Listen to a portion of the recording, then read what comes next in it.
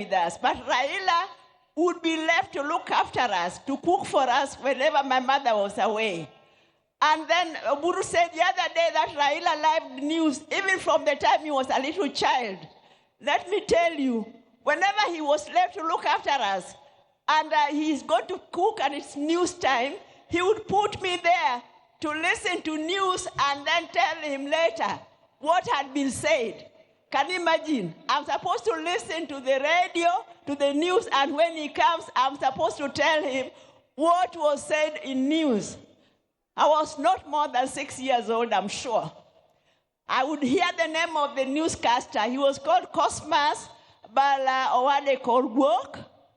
And then I used to hear the name Accra, Ghana. And then I used to hear an advertisement, Vaseline hair tonic. But my English was poor.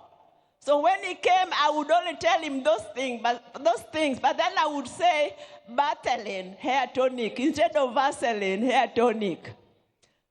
And then Oburu will tell you maybe how Raila was strong-headed. In school, there was a rule that when you are caned by the teacher, you were supposed to get up, salute, and say, "Thank you, teacher," which he refused to do. Every time he would get up, walk away, saying things about the teacher, maybe just mumbling, and the teacher would call him back, cane him again, until the teacher gave up. Maybe Guru will tell you more. Then,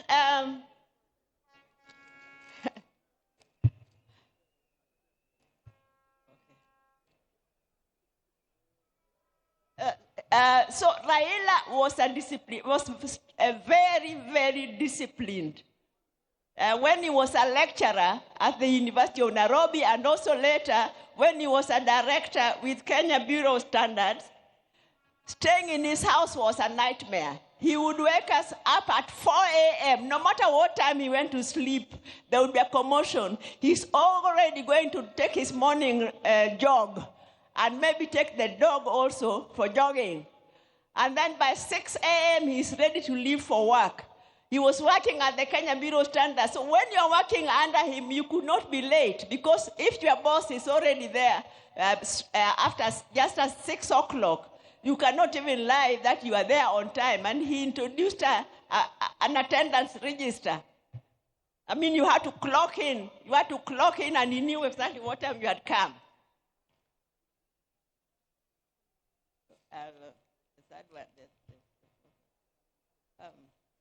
Sorry.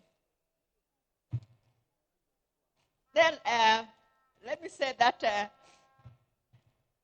as a family, I know most of you won't believe it, but we also used to have our differences. We have, even now, we have our differences, and we can have very hot arguments.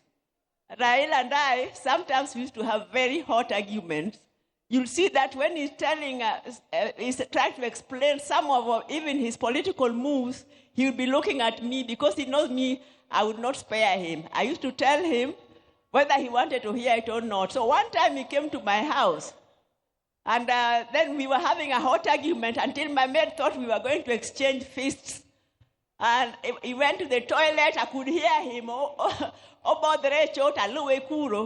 walk, which going back to the cat, I've refused, adagi. And then you can't believe it, that the following day, we were talking on the phone, laughing as if nothing had happened. That's the way he was. He was magnanimous. He was forgiving.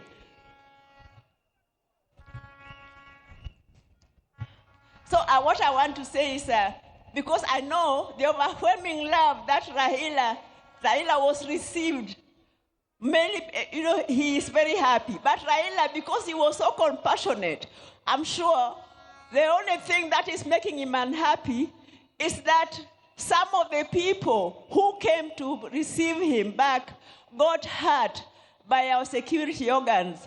I know you are supposed to be peaceful, but even our security organs, surely, you are well trained. You should be able to control a rowdy crowd without killing them, without shooting them. without hurting them. So as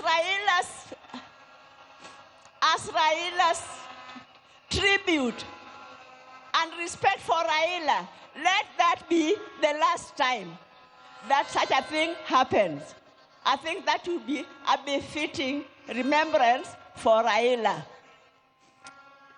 Let me just say that there are a few people. Ogeta, Morris, your father, you were behind him. Even at the last minute, the last talk, the last jog, the last step he took, you were behind him.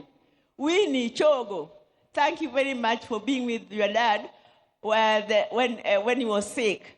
As for Adhiambo Nyakamami, Ruth, I don't know what to tell you. You know, we planned with you together that you should rush to India and take care of Raila, and you are updating me every day, several times a day, and even that last day, when you told me he had collapsed, you kept on calling me. I was the first person you called until the last minute when you called, and now you are just crying. You did not talk, you are crying. So the two of us, we just wept. We wept for the second last son of our mother, Mary. Now, Workomolo Ndugu, Oburu, you have been guiding us very well as a father.